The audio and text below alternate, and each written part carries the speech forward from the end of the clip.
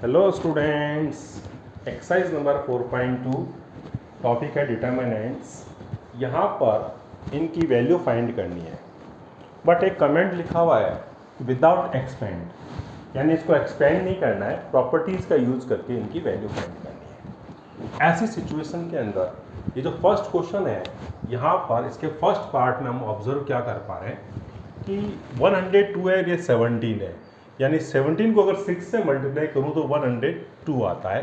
इसको 6 से मल्टीप्लाई करने पर 18 और यहाँ से 36 मिलता है। तो ऐसी कंडीशन के अंदर आप एक काम करो, R1 के अंदर चेंज करें, रो फर्स्ट के अंदर रो 1 माइनस 6 टाइम ऑफ R3 कर दीजिए आप इसमें। तो अब आप यहाँ पर क्या देख पा रहे हैं,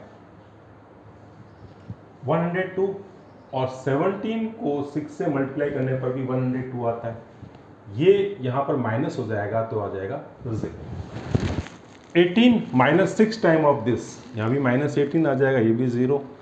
36 इसको 6 से मल्टीप्लाई करके माइनस करेंगे तो ये भी कितना आ जाएगा, 0 आ जाएगा। 1 3 और ये 4, 17 3 और ये 6। अब अपन देखो R1 के सारे एलिमेंट 0 हैं, इस वजह से इसकी पूरी वैल्यू 0 हो जाएगी। हमेशा याद रखो, किसी भी डिटरमिनेंट के अंदर किसी भी एक रो या किसी भी कॉलम के सारे एलिमेंट अगर 0 हो तो उस डिटरमिनेंट की वैल्यू 0 होती है। अब अपन देखते हैं सेकंड पार्ट। सेकंड पार्ट में 2 7 और 65, यहाँ कोई रिलेशन मिल रहा है? देखो, अगर मैं इस 2 को यहाँ माइनस करूँ, 3 को यहाँ माइनस करूँ और 5 को यहाँ माइनस करूँ तो इनके मल्टीपल यहाँ पर मिल जाते हैं। यानी कि आप एक काम कीजिए, C3 में चेंज कीजिए, C3 माइनस C1 क्या मिला? ये तो 2 3 और 5 तो एज इट इज़, 7 8 और 9 एज इट इज़। यहाँ पर 2 माइनस करो, ये आ जाएगा 63। 3 माइनस करेंगे तो आ जाएगा 72। 5 माइनस करेंगे तो ये आ जाएगा 81। अब इस C2 का ये मल्टीपल है, यानी कि 9 से मल्टीप्लाई ईच वैल्यू को करें ना, तो इसको तो ये मिल रहे हैं, तो डायरेक्ट इसकी वैल्यू 0 कह सकते हैं। बट एक बार एक स्टेप और लिख लेते हैं अपन, जैसे कि C3 के अंदर चेंज कर रहे हैं और C3 minus 9 times of C2, तो क्या मिला? देखो, ये 2 3 और ये 5 as it is, 7 8 and 9 as it is. इसको 9 से मल्टीप्लाई करके यहाँ माइनस कर रहे हैं, 0 आ जाएगा। इसको 9 से मल्टीप्लाई करने पर 72 और यहाँ माइनस करने पर 0। सिमिलरली यहाँ पर भी क्या आ जाएगा, 9 से मल्टीप्लाई करके माइनस करने पर 0 0 0। अब कॉलम थर्ड के ऑल एलिमेंट्स क्या हैं? 0 0 है। इस वजह से इस पूरे डिटरमिनेंट की वैल्यू 0 हो जाएगी। इसी तरह से थर्ड पार्ट इसका 1 3 और 5, 7 9 11 13 15 और 17। यहाँ आप ऑब्जर्व कीजिए, इन दोनों में क्या है? 2 का गैप है, यहाँ 2 का गैप है, यहाँ भी 2 का। सिमिलरली यहाँ भी 2 का, यहाँ भी 2 का और यहाँ भी 2 का। तो C2 के अंदर चेंज करेंगे C2 माइनस C1 और C3 के अंदर चेंज करेंगे C3 माइनस C2। अब इससे रिजल्ट्स जो मिल रहे हैं उसके बारे में सोचो। C1 में कोई चेंज किया नहीं है, 1 7 और 13 एज इट इज़। C2 में से C1 माइनस कर रहे हैं तो 3 माइनस 1 हो जाएगा 2, 9 माइनस 7 हो जाएगा 2 और यहाँ पर भी 15 माइनस 13 भी 2 हो जाएगा। 5 माइनस 3 भी 2 हो गया, यहाँ पर 2 और यहाँ पर 2 आ जाएगा। अब हमेशा ध्यान रखो, अगर 2 कॉलम या कोई भी 2 रो सेम हो तो उस डिटरमिनेंट की वैल्यू क्या होती है? 0 होती है। प्रॉपर्टीज पूरी याद रखिए, इन प्रॉपर्टीज के थ्रू हमारे ये आंसर्स आते हैं। इजी क्वेश्चन है, बट थोड़े से केयरफुली ऑब्जर्वेशन यहाँ पर बहुत काम आएगा। क्वेश्चन नंबर 2 का फर्स्ट पार्ट बहुत ही सिंपल है। X Y Z A B C और X plus A Y plus B और जेड प्लस सी है। कई मेथड्स है इसको समझने के और सॉल्व करने के। एक काम करो, आप इसके अंदर कॉलम फर्स्ट में चेंज कर दो, C1 प्लस C2 कर दो। क्या मिला इससे? ये इसमें प्लस हो जाएगा, x प्लस ए, यहाँ पर y प्लस बी और ये आ जाएगा z plus C. A B C same है, यहाँ पर x प्लस ए और y प्लस बी और ये z प्लस सी। क्या देख रहे हैं, कॉलम फर्स्ट और कॉलम थर्ड क्या हो गए, सेम हो गए, तो इसकी वैल्यू 0। बहुत ही सिंपल है, बस ये है कि आपका प्रॉपर ऑब्जर्वेशन होना चाहिए कि क्या हो रहा है इसके अंदर, कैसे हो रहा है, क्यों हो रहा है। अब इसके सेकंड पार्ट में देखो, R1 के अंदर ABC, R2 के अंदर a प्लस 2x है जबकि यहाँ x मिल रहा है, b प्लस 2y जबकि यहाँ y मिल रहा है, और c प्लस 2z मतलब ये z मिल रहा है। तो यहाँ से एक काम कर सकते हैं कि R2 में चेंज करें, R2 minus twice of R3। इससे रिजल्ट्स क्या मिल रहे हैं वो देखें, a b और ये c। यहाँ पर इसको 2 से मल्टीप्लाई करके यहाँ माइनस करेंगे तो 2x कैंसिल हो जाएगा, सिर्फ a बचेगा। सिमिलरली b और यहाँ पर c बचेंगे, x y और ये z। अब आप देखो R1 और R2 दोनों सेम हो गए, तो इस डिटरमिनेंट की वैल्यू 0 हो गई। बस ऑब्जर्वेशन और प्रॉपर्टी याद होनी चाहिए, ऑब्जर्वेशन प्रॉपर होना चाहिए, तभी आप इसको करेक्ट कर पाएंगे, क्योंकि इसको एक्सपेंड नहीं करना, इस बात का पूरा ध्यान रखें। थर्ड क्वेश्चन का फर्स्ट पार्ट, यहाँ पर a minus B, B minus C और c माइनस ए है। अगर इन सबको ऐड कर दिया जाए तो रिजल्ट 0 आएगा। सिमिलरली यहाँ भी 0 इन तीनों को ऐड करने पर, और इन तीनों को ऐड करने पर यहाँ पर भी 0 मिलेगा। यानी कि C1 के अंदर चेंज करेंगे, C1 plus C2 plus C3।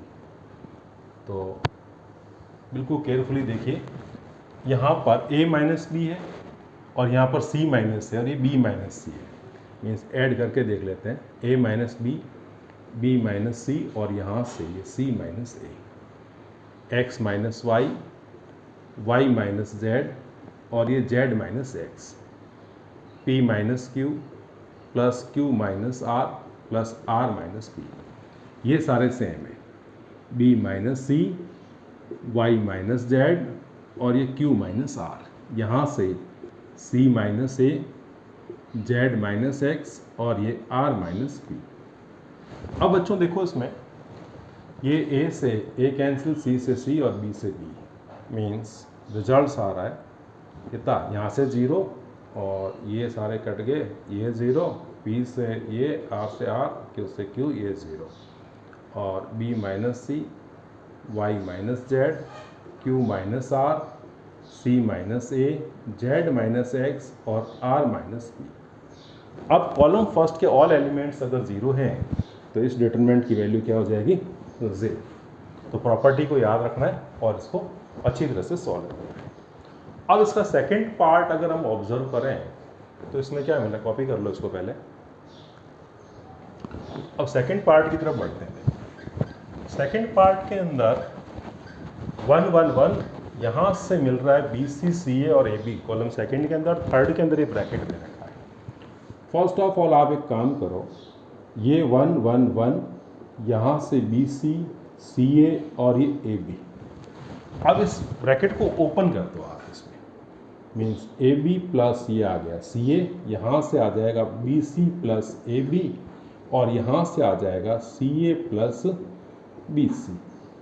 अब ऑब्जर्व कीजिए, इसके अंदर अगर प्लस बी सी हो जाए और ये प्लस सी ए यहाँ आ जाए और ये ए बी अगर प्लस में यहाँ आ जाए तो अपन कॉमन ले सकते हैं, यानी कि कॉलम थर्ड के अंदर चेंज करेंगे, C3 प्लस C2। तो ये तो 1 1 1 है, ये BC CA और ये AB। अब इस वैल्यू को यहाँ प्लस करें तो AB प्लस BC, थोड़ा ऑर्डर से लिख लेंगे, CA यहाँ प्लस कर दें और ये अरेंज कर दें, AB plus BC plus CA आ जाएगा। यहाँ पर भी देखिए ये AB इसमें प्लस हो जाएगा, means AB plus BC plus CA। अब ये वाली वैल्यू देखो, AB plus BC plus CA तीनों जगह है, तो आप इसको कॉमन ले लीजिए C3 में से। On taking common AB plus BC plus CA from column number third, तो मेरे को क्या मिला यहाँ पर 1 1 1 और ये हमारे पास BC और ये CA और ये AB एज इट इज़, और जो कॉमन लिया है वो वैल्यू यहाँ लिख दीजिए AB plus BC plus CA। अब यहाँ क्या मिला, यहाँ हो जाएगा 1 1 और ये 1। अब हम क्या ऑब्जर्व कर पा रहे हैं, कॉलम फर्स्ट और कॉलम थर्ड दोनों सेम है, तो इस डिटरमिनेंट की वैल्यू 0 हो जाएगी। 0 इंटू दिस ये हो जाएगा 0। ये इसका आंसर हो गया। ईजी है, बस केयरफुली कीजिए।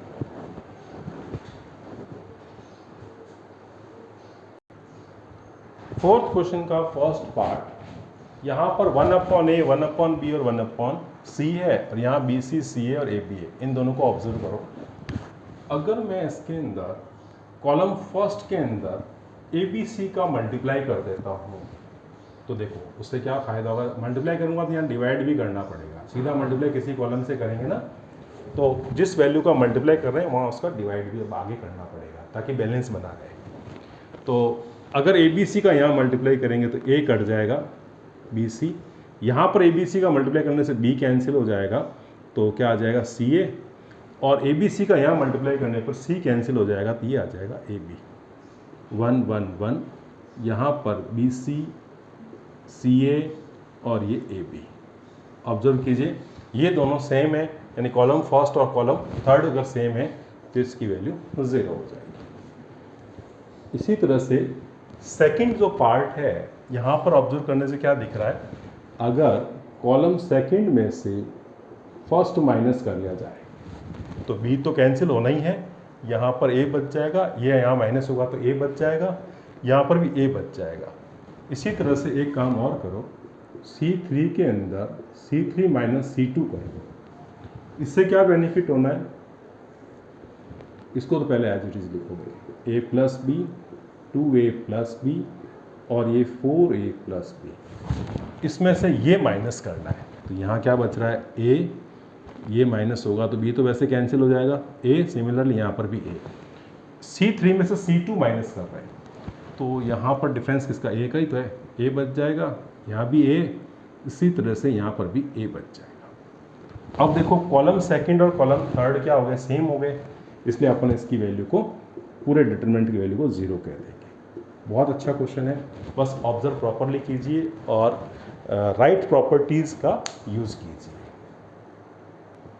Question number 5, if A is a square matrix of order 2, तो ऑर्डर तो 2 हो गया, एंड डिटरमिनेंट A की वैल्यू है -5, find the value of determinant of 3A। यहाँ पर देखो आपको एक कंसेप्ट समझना पड़ेगा कि अगर हमारे पास में K और ये A हो और इसका डिटरमिनेंट हो, तो अगर K को हम बाहर निकालेंगे, K कोई स्केलर क्वांटिटी है, उस केस में यहाँ पर इसका ऑर्डर, इसकी पावर बन जाएगी। किसका ऑर्डर, मैट्रिक्स K का। क्योंकि जब किसी मैट्रिक्स को अपन किसी स्केलर क्वांटिटी से मल्टीप्लाई करते हैं ना, तो उसकी जो ईच टर्म, इसकी ईच एलिमेंट जो होता है ना, वो उस स्केलर क्वांटिटी से मल्टीप्लाई होता है। बट जब उसके डिटरमिनेंट लेते हैं तो वापस अगर बाहर निकालेंगे तो किसी भी एक रो से ही बाहर ले सकते हैं। तो जितना ऑर्डर होगा उतनी रो होगी, तो उतनी बार हमारे कॉमन लेना पड़ेगा। यानी कि अगर ये K वैल्यू अगर R1 से लेते हैं, फिर R2 से लेते हैं, फिर R3 से लेते हैं, तो K की पावर कितनी हो गई, 3। और 2 अगर यानी 2/2 ऑर्डर का हुआ तो 2 बार ही कॉमन आएगा, तो K की पावर कितनी होगी, 2। तो इससे मुझे क्या मिला कि जो ऑर्डर होता है ना, वो उस स्केलर क्वांटिटी की पावर बन जाती है। यहाँ पर अपन क्या देख पा रहे हैं कि 3A लिखा हुआ है और डिटरमिनेंट है। 3 को अगर बाहर निकालूंगा तो A का ऑर्डर कितना है, इसके अंदर देखो ऑर्डर 2 है, तो K की पावर हो जाएगी मेरे पास में 2, यानी कि यहाँ पर 3 है तो 3 की पावर 2 और ये डिटरमिनेंट A। अब 3 की पावर 2 तो 9 हो गया, और डिटरमिनेंट A की वैल्यू मेरे पास -5 मीन्स माइनस का 45। अब यहाँ क्या देख रहे हैं कि वो सेम स्क्वायर मैट्रिक्स है और ऑर्डर हमारे पास में 3 है और डिटरमिनेंट A की वैल्यू कितनी है, 4 है। यानी इसकी वैल्यू निकालने के लिए अपन क्या करेंगे, 2A, 2 को अगर बाहर निकालेंगे तो 2 की पावर ये ऑर्डर हो जाएगा, और ये डिटरमिनेंट A 2 की पावर 3 कितना, 8 हो गया। और डिटरमिनेंट A की वैल्यू यहाँ पर कितनी दे रखी है, 4, जो दे रखी है इस क्वेश्चन में ये यूज करेंगे, ये हो गया 32। ये इसका आंसर। इजी है, बस उसका थोड़ा पेशेंस के साथ सॉल्व कीजिए, ऐसा नहीं कोई मल्टीप्लाई की या कोई मिस्टेक हो जाए उसका। 7th question, if A is a square matrix of order 3 and determinant A -2 है तो फाइंड द वैल्यू ऑफ -5 के डिटरमिनेंट की। तो यहाँ से देखो ना कि ये जो -5 है, अगर मैं इसको बाहर लूँगा तो इसका जो ऑर्डर है 3, ये इसके ऊपर आ जाएगा, ठीक है, और यहाँ बच जाएगा डिटरमिनेंट ए। -5 की पावर 3, 5 को 3 बार करने से मल्टीप्लाई करने तो 125 आएगा, और ऑड नंबर है ऊपर पावर में तो माइनस ही बना रहेगा। अब ये वैल्यू है -2, यहाँ लगा दीजिए, माइनस माइनस प्लस, और ये 250 इसका आंसर हो जाएगा।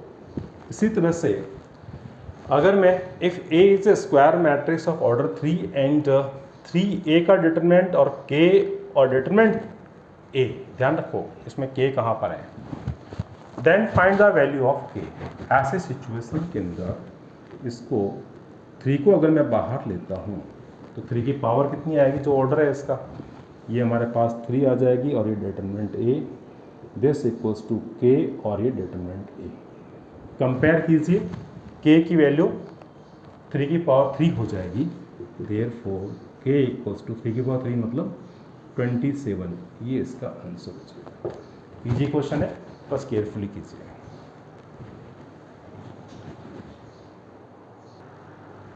Question number 9, if A is a square matrix such that determinant A equals to 5, write the value of A into A transpose के डिटरमिनेंट। इजी क्वेश्चन है, बस थोड़ा सा आपको केयरफुल रहना है। वैल्यू निकालनी है A और A ट्रांसपोज के डिटरमिनेंट, तो बहुत केयरफुली समझ लें। इनको आप अलग अलग लिख सकते हैं, दोनों के अलग डिटरमिनेंट लिख सकते हैं, और डिटरमिनेंट A ट्रांसपोज का निकालें भले A का निकालें, वैल्यू सेम आती है। मीन्स ये आप इसमें यहाँ ऐसे दोनों लिख सकते हैं। इसकी वैल्यू दे रखिए 5, ये 5 और ये 5, कितना हो जाएगा 25। Similarly A is a square matrix satisfying this equation, write the value of determinant A। Same procedure है इसका भी। हमारे पास A और A ट्रांसपोज दे रखा है, दोनों तरफ डिटरमिनेंट लगा लीजिए। यहाँ पर अपन क्या देख रहे हैं कि दोनों को अलग अलग लिख सकते हैं ना, अभी बताया था। इसकी वैल्यू तो 1 हो जाएगी, आइडेंटिटी मैट्रिक्स है, उसका डिटरमिनेंट 1 होता है। ये वैल्यू आपको कितनी दे रखी है पता नहीं, इसकी वैल्यू कितनी दे रखी है वो भी पता नहीं, बट अपन ये ज़रूर जानते हैं कि ये वैल्यू, इसको अपन ओनली डिटरमिनेंट ए लिख सकते हैं, करेक्ट। ट्रांसपोज का डिटरमिनेंट निकालो, बोले उस मैट्रिक्स का डिटरमिनेंट निकालो, वैल्यू सेम देती है। हमें यहाँ फाइंड क्या करना है, ये डिटरमिनेंट ए की वैल्यू, तो इसको अपन लिख पाएंगे determinant A whole square this equals to 1 कर सकते हैं। अब आप इसमें स्क्वायर रूट ले लीजिए, तो यानी स्क्वायर हटाएंगे तो ये आ जाएगा ±1, ये इसका आंसर होगा। बहुत ईजी है, बस केयरफुली स्टेप टू स्टेप करते रहिए और प्रॉपर्टीज़ का पूरा ध्यान रखेंगे तो इसमें कोई प्रॉब्लम नहीं आएगी।